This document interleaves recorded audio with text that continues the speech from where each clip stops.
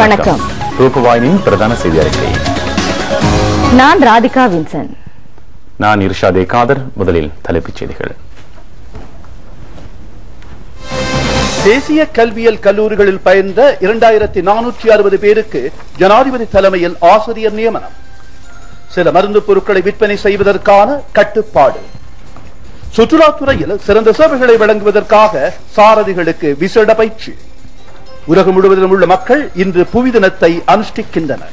America வெளிநடத்தி வரும் Guantanamo சிறைச்சாலையில் உள்ளோர் உண்ணாவிரத போராட்டத்தில். இனி விரிவான செய்திகள்.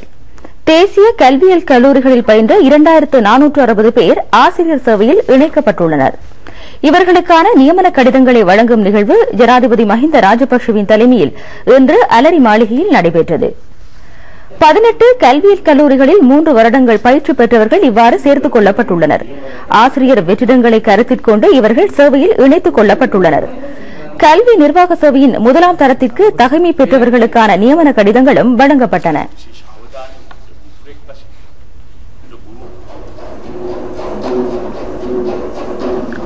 මුළු සමාජයෙන් බලාපොරොත්තු වෙන්නේ ඔබෙන් ඒ පැය ගානට ඒ විෂය ගානට උගන්වන්න විතරක් නෙවෙයි.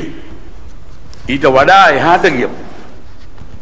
මේ දරුවන් යහමගට යවන ஆசிரியர்களின் கடமை பொறுப்பு சமூகத்தில் ஏனைய தொழில்களையும் விட மேன்மை வாய்ந்தது என்று ஜனாதிபதி குறிப்பிட்டார். වගකීම ඔබෙන් අපි බලාපොරොත්තු වෙනවා.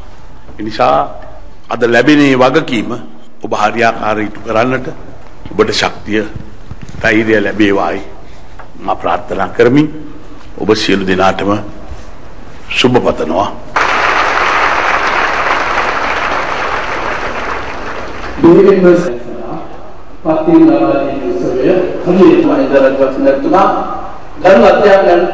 අතිගරු ජනාධිපතිතුමා අපිට වගකීමක් පැවරුවා. தற்காலத்திற்கு ஏற்ற வகையில் கல்வித்துறையில் பல மாற்றங்கள் இடம்பெறுவதாக கல்வி அமைச்சர் பந்துல குணவர்தன தெரிவித்துள்ளார். දරුවන්ගේ සංඛ්‍යාව 140ට වැඩි කරන්න. 135කට තියෙන තොරතුරු තාක්ෂණ සාක්ෂරතාවය 175ට වැඩි කරන්න. මේ ඉලක්කය සම්පූර්ණ කිරීම සඳහා අවශ්‍ය වෙනස්කම් රාශියක් ප්‍රායෝගිකව මහ පොළොවේ මේ රටේ පැල කරන ஐතිஹாசிක වෙනසක උරුමකරුවන් බවට පත්වෙන ගුරු පරම්පරාව ලෙසයි ඔබ අද දිනේ පත්වීම ලබන්නේ.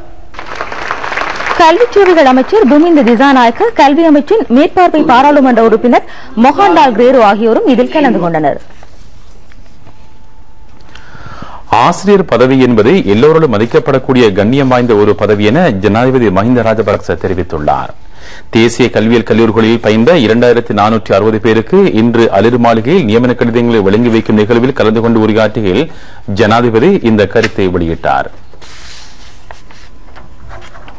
அன்பர்களே, இன்று ஆசிரியர் நியமனம் பெறும் நீங்கள் எல்லோரும் பாக்கியசாலிகள். உங்களுக்கு எனது அன்பான இனிய வாழ்த்துக்கள். ஆசிரியர் சேவை மிக முக்கியமான சேவை, புனிதமான சேவை, பொறுப்பான சேவை. கல்வி மிகவும் பெரிய செல்வம். எனவே உங்கள் புதிய பதவி மூலம் நல்ல சேவை செய்ய வேண்டும், அதை சரியாக செய்ய வேண்டும். அது உங்கள் கடமை, அதுதான் முக்கியம். உங்கள் எல்லோருக்கும் வளமான எதிர்காலம் உருவாக வேண்டும்.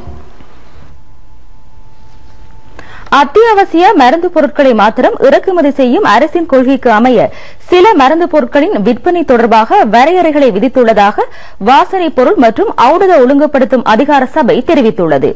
இதற்காக நியமிக்கப்பட்ட ஆலோசனை குழுவின் சிபாரிசுகள் கடந்த 19ஆம் தேதி தொடக்கம் நடைமுறையில் இருக்கின்றன. சிலர் இருமலுக்காக சிபாரிசு செய்த மருந்து பொருட்கள் சிலவற்றை போதைப் பொருட்களாக பயன்படுத்துவதாக சுகாதார அமைச்சிற்கு தகவல் கிடைத்துள்ளது. இதன் காரணமாக கடந்த 7 மாதங்களில் 11 பேர் பேர் உயிரிழந்தனர். இதனால் கொடின், டெக்ஸ்ட்ரோமெதோபோன், பொலோடைன், டியக்ட்ரோகோடின் போன்ற மருந்து பொருட்களை தனியார் மருந்தகங்கள் விற்பனை செய்வது தடை செய்யப்பட்டுள்ளது. அவற்றை விற்பனை செய்யும் முழு உரிமையும் அரச மருந்தகங்களுக்கு உண்டு. தனியார் மருந்தகங்களுக்கு இறக்குமதி செய்வதற்காக இடைநிறுத்தப்பட்டுள்ள மருந்து வகைகளில் தற்போது சந்தையில் இருக்கும் கையிருப்பை விற்பனை செய்வதற்காக 3 மாத கால அவகாசம் வழங்கப்பட்டுள்ளது. டெக்ஸ்ட்ரோமெதோபோன் அடங்கிய மருந்துகளின் இறக்குமதி மற்றும் உற்பத்தி அனுமதி பத்திரத்தை உடனடியாக அமலுக்கு வரும் வகையில் வாசனை திரவியங்கள் மற்றும் ஔடத அதிகார சபை தனது அதிகாரத்தின் கீழ் கொண்டுவர தீர்மானித்துள்ளது. இது சம்பந்தமாக ஔடத ஒழுங்குபடுத்தும் அதிகார சபையின் பணிப்பாளர் டாக்டர் ஹேமந்த பெனரகம தகவல் தருகையில், சில வர்த்தக நிறுவனங்கள் மேற்கொள்ளும் பல நடவடிக்கைகளாக இவற்றை கண்டுள்ளோம். இதனால் பல சிரப் வகைகள் இலங்கைக்கு இறக்குமதி செய்வது தடை செய்யப்பட்டுள்ளது என்று கூறினார். அத்தியாவசிய மருந்து பொருட்களை மாத்திரம் இறக்குமதி செய்ய வேண்டும் என்று பேராசிரியர் சேனக விபிலையின் கொள்கையிலும் குறிப்பிடப்பட்டுள்ளது.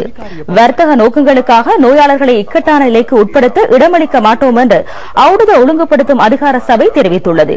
இது சம்பந்தமாக டாக்டர் ஹேமந்த பெனரகம கருத்து வெளியிடுகையில், சில சந்தர்ப்பங்களில் இருக்கும் பதிலீட்டு பொருட்களை எங்களுக்கு பயன்படுத்தலாம். தற்போது இருக்கும் மருந்துகளால் எமது மக்களின் நோய்களை குணப்படுத்த முடியும் என்று குறிப்பிட்டார். உலகம் முழுவதிலும் உள்ள மக்கள் புவிதினத்தை அனுஷ்டிக்கின்றனர். காலநிலை மாற்றங்கள் வெற்றி கொள்வோம் என்ற தொனிப்பொருளில் இதற்கான நிகழ்வுகள் இடம்பெறுகின்றன.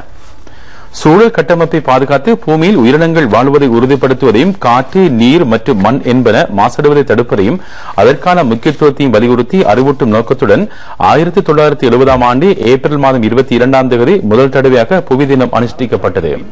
அன்று தொடக்கம் வருடா வருடம் பலதரப்பட்ட தொனிப்பொருளின் அடிப்படையில் புவி தினம் அனுஷ்டிக்கப்படுகிறது. 43வது புவி தினம் தற்போது அனுஷ்டிக்கப்படுகின்றது.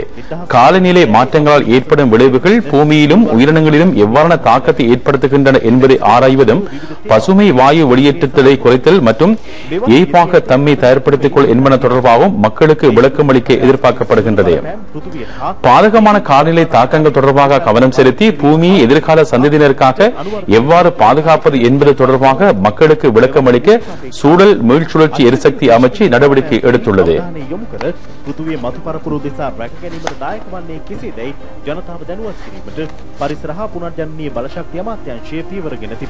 உலக புவி தினத்தை முன்னிட்டு இன்று பாத யாத்திரை ஒன்றும் இடம்பெற்றது.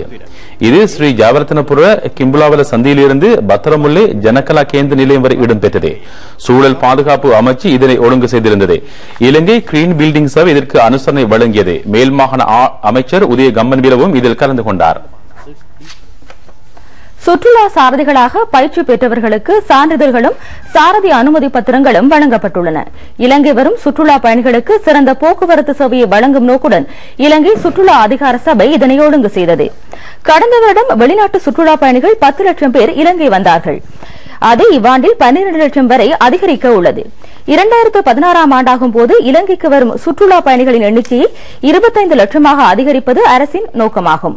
பொருளாதார அபிவிருத்தி அமைச்சு சுற்றுலா பயணிகளின் எண்ணிக்கையை அதிகரித்து வருவதற்கு ஏற்ப அவர்களுக்கான வசதிகளையும் மேம்படுத்தி வருகின்றது. சிறந்த தரத்திலான போக்குவரத்து சேவையை வழங்குவது அதில் ஒன்றாகும்.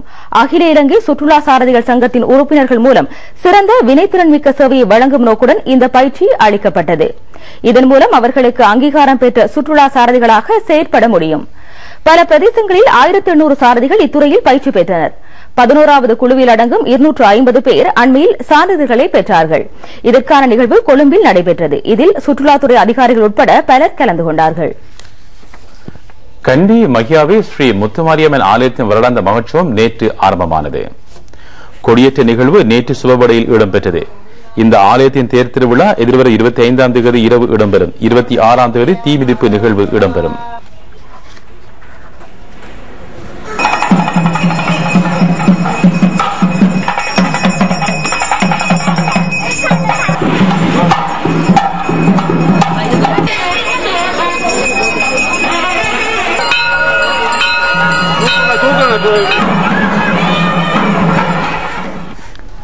வர்த்தக விளம்பரங்களின் பின்னர் செய்திகள் தொடரும். உள்நாட்டு செய்திகள் தொடர்கின்றன. அகில இலங்கை கிராம அபிவிருத்தி தையல் ஆலோசகர்களின் பொதுக்கூட்டம் மேல்மாகாண ஆளுநர் அலவி மௌலானா தலைமையில் இன்று மேல்மாகாண ஆளுநர் அலுவலகத்தில் நடைபெற்றது. அமைய அடிப்படையில் சேவையாற்றும் தையல் ஆலோசகர்களின் பிரச்சினைகள் மற்றும் அவர்களது கடமைகளை முன்னெடுத்து செல்லும் போது ஏற்படும் சிக்கல்கள் குறித்து அங்கு கலந்துரையாடப்பட்டன. இந்த நிகழ்வில் அமைச்சர் காமினி லோகே, ஜனாதிபதியின் ஆலோசகர் அப்துல் காதர் மசூர் மௌலானா, ஜனாதிபதியின் தொழில் உதவி செயலாளர் ஜெயலத் ஆகியோர் கலந்து கொண்டனர்.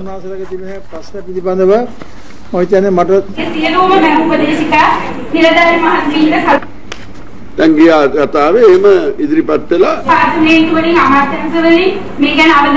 අතීතයේ සිට බෞද්ධ, හින්දු, මුස්ලිම්, කතෝලික යනුවෙන්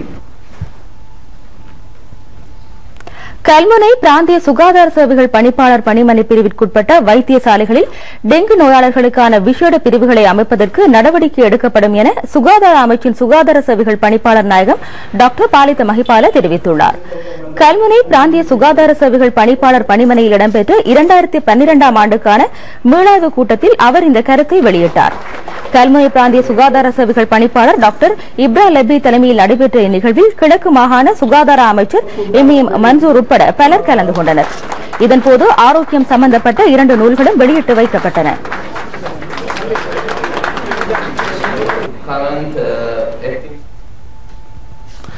மட்டக்களப்பு மாவட்டத்தில் கடற்றொழில் திணைக்கள அதிகாரிகள் 10 லட்சம் ரூபாய் பெறுமதியான சட்டவிரோத வலைகளை கைப்பற்றியுள்ளதாக மாவட்ட கடற்றொழில் திணைக்கள உதவி பணிப்பாளர் டொமினிக் ஜோர்ஜ் தெரிவித்துள்ளார். போலீசாரின் உதவியுடன் கடந்த 2 நாட்களாக நடத்திய சுற்றிவளைப்பின் போது ஏறாவூர், தம்பானம்படி, மயிலம்பாவடி, பங்குளாவடி ஆகிய பாவிகளில் இந்த சட்டவிரோத வலைகள் கைப்பற்றப்பட்டுள்ளன. மீன்பிடி நடவடிக்கைகளுக்காக அரசாங்கத்தினால் தடை செய்யப்பட்டுள்ள தங்கூசி மற்றும் முக்கூட்டு போன்ற வலைகள் இவ்வாறு கைப்பற்றப்பட்டுள்ளன.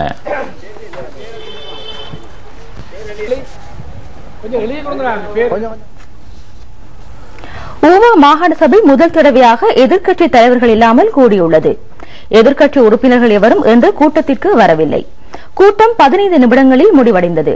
தவிசாளர் ஹேமா ரத்நாயக்கவின் தலைமையில் ஆரம்பமான கூட்டத்தின் போது ஆளும் கட்சி முன்வைத்த 13 கோடி 30 லட்சம் ரூபாய் குறைநிரப்பு மதிப்பீட்டிற்கான நிதி ஒதுக்கங்கள் நிறைவேற்றப்பட்டன.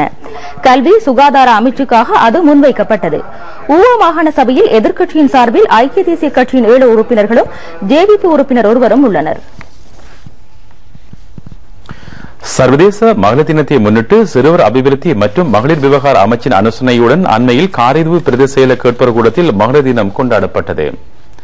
மகளிர் அபிவிருத்தி உத்தியோகத்தர் சித்தி சிஃபாயா தலைமையில் நடைபெற்ற இந்நிகழ்வின் போது பெண்களுக்கு சுழற்சி முறை கடனும் வழங்கப்பட்டது. இந்நிகழ்வில் காரைதீவு பிரதேச செயலாளர் எஸ் ஜெகராஜன் பிரதம அதிகாரி கலந்து கொண்டார். குடும்பத்தை பாதுகாப்பவளை மேம்படுத்துவோம் என்ற துணைப்பொருளில் விசேட கலந்துரையாடல் ஒன்றும் அங்கு இடம்பெற்றது.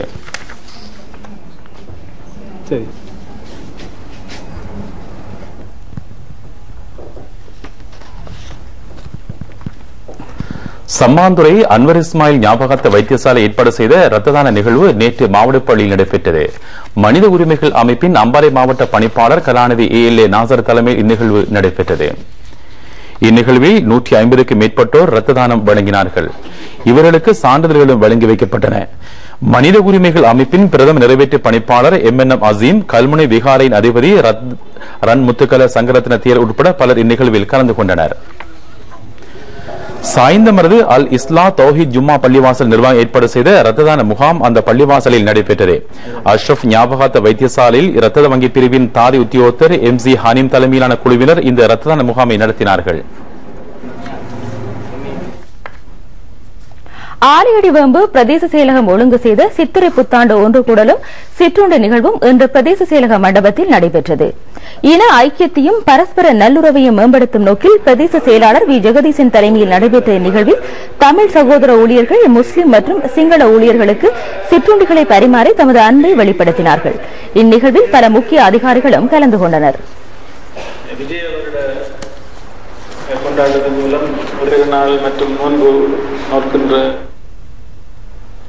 அனல் மின்சார உற்பத்தி நிலையங்களில் உற்பத்தி செய்யப்படும் மின்சாரம் தேசிய மின்சார கட்டமைப்பில் இணைக்கப்பட்டதும் எரிபொருள் கட்டண மாற்றங்களை படிப்படியாக நீக்குவதாக ஜனாதிபதி மஹிந்த ராஜபக்ஷ தெரிவித்துள்ளார். மின்சார கட்டண மாற்றங்கள் தொடர்பாக மக்களுக்கு விளக்கம் அளிக்கையில் கவனத்துடன் செயற்படுமாறும் அவர் ஊடகங்களிடம் வேண்டுகோள் விடுத்துள்ளார். இலத்திரனியல் மற்றும் அச்சு ஊடகங்களின் செய்தித்துறை தலைவர்கள் மற்றும் பத்திரிகை ஆசிரியர்களுடன் அலரி மாளிகையில் இன்று நடைபெற்ற மாதாந்த சந்திப்பில் ஜனாதிபதி இதனை குறிப்பிட்டார். மொத்த சனத்தொகையில் 94 வீதத்தினருக்கு மின்சாரம் வழங்க அரசினால் முடிந்துள்ளது. இதற்காக பாரிய செலவு செய்யப்பட்டுள்ளது. மின்சார கட்டண மாற்றங்களினால் மக்களுக்கு ஏற்படும் பாதிப்புகளை குறைப்பதற்கு அரசு நடவடிக்கை எடுத்தது என்றும் ஜனாதிபதி தெரிவித்தார். மக்களுக்கு நிவாரணங்களை வழங்கும் அதேவேளையில் பொருளாதாரம் வீழ்ச்சியடையாமல் இருப்பதை பார்த்துக் கொள்வது அரசின் பொறுப்பாகும். மின்சார பாவனையின் போது மக்கள் கூடிய கவனத்துடன் செயற்பட வேண்டும் என்றும் ஜனாதிபதி தெரிவித்துள்ளார். வட மாகாண சபை தேர்தலை செப்டம்பர் மாதத்தில் நடத்த அரசு தயார் என்று ஜனாதிபதி குறிப்பிட்டார். அதன்போது இத்தகைய அழுத்தங்களுக்கும் அரசு அடிபணியாது என்றும் அவர் குறிப்பிட்டார். பயங்கரவாதத்திற்கு எதிரான மனிதாபிமான நடவடிக்கை முடிவடைந்ததுடன் கிழக்கு மாகாண சபை தேர்தலை அரசு நடத்தியதாகவும் ஜனாதிபதி குறிப்பிட்டார். தென்னிந்தியாவைச் சேர்ந்த சில அரசியல் குழுக்கள் இலங்கைக்கு எதிராக செயற்பட்டாலும் இந்தியாவுடனான தொடர்புகள் எந்த வகையிலும் பாதிப்படையவில்லை என்று ஜனாதிபதி சுட்டிக்காட்டினார். அரசியல் நோக்கங்களை முன்னிறுத்தி இலங்கை தொடர்பாக பல்வேறு கருத்துக்களில் ஊறிப்போய் இருப்பவர்களை மாற்ற இயலாது. எனினும் தமிழக மக்களின் நம்பிக்கையை பெற அரசு முயற்சித்து வருகின்றது. அமெரிக்கா முன்வைத்துள்ள மனித உரிமைகள் அறிக்கையில் இலங்கை தொடர்பாக முன்வைத்துள்ள குற்றச்சாட்டுகளை முற்றாக நிராகரிப்பதாக ஜனாதிபதி குறிப்பிட்டார். அரசு மனித உரிமைகளை பாதுகாக்க அர்ப்பணிப்புடன் செயற்படுகின்றது. எவராவது மனித உரிமைகளை மீறியிருந்தால் அது தொடர்பாக ஆராய்ந்து அவர்களை சட்டத்தின் முன் நிறுத்துவதற்கு ஜனாதிபதி குறிப்பிட்டார். இந்த நிகழ்வில் அமைச்சர்களான நிமல் ஸ்ரீபாரடி சில்வா, பாசில் ராஜபக்ஷ, அனுர பிரியதர்ஷன் யாப்பா, கஹலிய ராம்புக்வெல்ல, பந்துல குணவர்தன, பவித்ரா வன்னியாராச்சி, ஜனாதிபதியின் செயலாளர் லலித் வீரதுங்க, ஊடக அமைச்சின் செயலாளர் சரித்த ஹேரத், மின்சக்தித்துறை அமைச்சின் செயலாளர் MMC பெர்டினன் ஆகியோர் இதில் கலந்து கொண்டார்கள். தமிழ் சிங்கள புத்தாண்டை முன்னிட்டு சமிருத்தி அதிகார சபை அனுசரணையுடன் வாழைச்சேனை கொண்டையன்கணி பொது விளையாட்டு மைதானத்தில் விளையாட்டுப் போட்டி ஒன்று நடைபெற்றது. வாழைச்சேனை பிரதேச செயலர் பிரிவில் சமிருத்தி வங்கி சங்கத்தால் நடத்தப்பட்ட இந்த விளையாட்டுப் போட்டியில் சிறுவர்களுக்கான பல வினோத நிகழ்ச்சிகள் இடம்பெற்றன. வாழைச்சேனை சமிருத்தி வங்கி முகாமையாளர் செல்வி கே வினோதினி தலைமையில் இடம்பெற்ற இந்த விளையாட்டுப் போட்டியில் மட்டக்களப்பு மாவட்ட சமிருத்தி புலனாய்வு உத்தியோகத்தர் தி லேசன், வாழைச்சேனை சமிருத்தி மகாசங்க முகாமைத்துவ பணிப்பாளர் தேவ மனோகரி பாஸ்கர் உள்ளிட்ட அதிகாரிகள் கலந்து கொண்டனர். முதலாவது நிகழ்வு